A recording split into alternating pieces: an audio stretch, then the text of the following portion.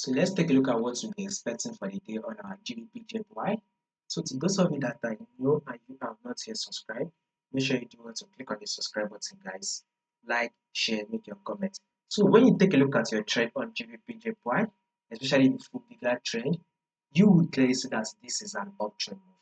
Market is clearly trending to the upside. It is a very bullish move, right? So we have the main trend and we have the current trend. What is the main trend? Our main trend says we are in an uptrend move. As you can clearly see, a series of higher high and higher low. So higher high, then an higher low, higher high, then an higher low. That is what you are seeing, a series of higher high and then an higher low.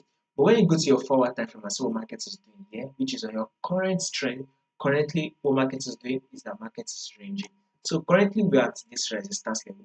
We should expect GBPJPY to drop and tap our support level, which is at a level of 210. Once GBPJPY can drop and tap a level of 210, then we can now go ahead and go for a long again.